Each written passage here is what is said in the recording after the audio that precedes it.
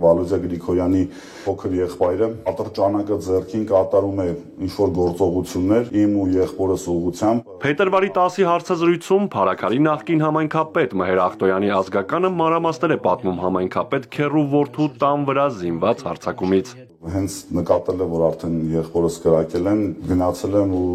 իմ եղբորը էլի գրկել եմ, բայց դա արդեն հասկացա, որ իմ եղբայրը մահացավ։ Տեսանյութում Նարեկ Օհանյանը խնդրանքով դիմում է նաև վարչապետին, գլխավոր դատախազին ու ոստիկանապետին մեղավորներին պատժելու համար։ Ինչ կարող եք ասել սպանության հետ կապված, դուք ընդունում եք մեղադրանքը։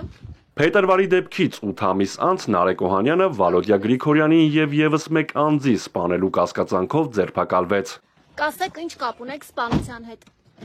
Իրավապահ մարմինների նախնական վարկածով սա վենդետա է, քաղաքական դրդապատճառներ չկան։ Քաղաքական որևէ էլեմենտ չկա այս պահի դրությամբ։ Ըստ էության սա փետրվարյան իրադարձության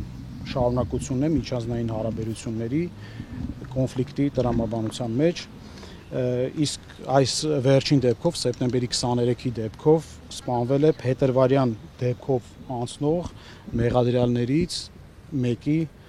հարազատ եղբայրը Վալոդիա Գրիգորյանը։ Քննչական կոմիտեն հայտնում է, որ ձերբակալվածին պատկանող շինությունում հայտնաբերվել են դեպքին Նարեկ Օհանյանի առնչությունը հաստատող բացահայտ հետքեր, դիմակ, ձեռնոցներ, կոշիկներ, բաճկոն, գիշերային տեսանելիության սարք, որոնք Օհանյանը փորձել է այրել։ Ինքնաձիգը հայտնաբերելու ուղղությամբ իրավապահները դեռ աշխատում են։ Նախաքննության գաղտնիությունից ելնելով նախարարի մամուլի քարտուղարը չասաց, թե ձերբակալվածը խոստովանական ցուցմունք տվել է, թե ոչ։ Իսկ պարզել են սպանության տեսանյութում երևացող դիմակավորված անձը Նարեկ Օհանյանն է։ Շատ հանգամանքներ կան պարզված, որ կրկին կարող եմ ասել, բացահայտման աշխատանքները չխոչընդոտելու համար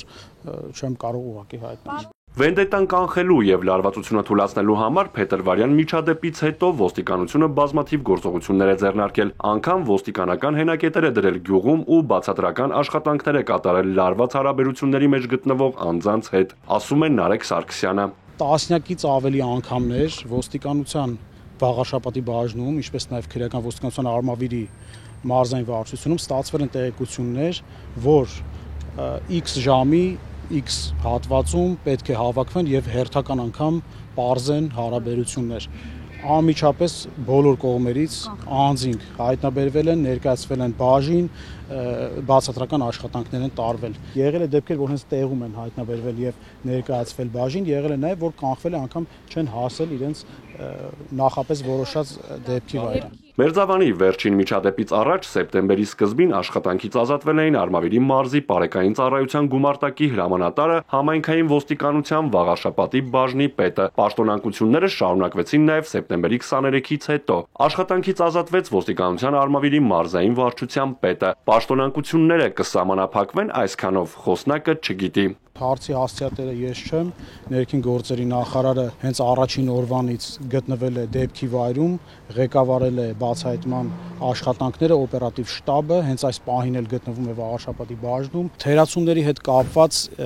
դեպքի ամբողջական բացահայտումից հետո կլինեն մանրակրկիտ վերլուծություններ եւ վստահեցնում եմ, որ եթե պարզվի այս կամ այն ծառայողը կամ ծառայողները, որոնք օբյեկտիվորեն հնարավորություն են ունեցել կանխել այս դեպքը, սակայն չեն կանխել, վստահաբար ասում եմ, կրելու են իրենց պատասխանը։ Վենդետայի կրկնությունը բացառելու համար սեպտեմբերի 23-ի արյունոտ դեպքից առաջ հանված ոստիկանական հենակետերը նորից դրվել են։ Հարյուրավոր ոստիկանների մասնակցությամբ կանխարգելիչ միջոցառումներ են ձեռնարկվել։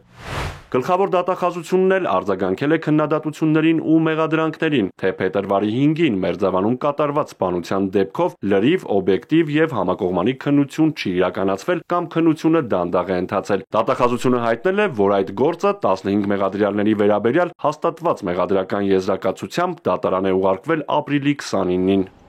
Արթուր Հակոբյան, Հարություն Հովսեփյան, Էպիկենտրոն։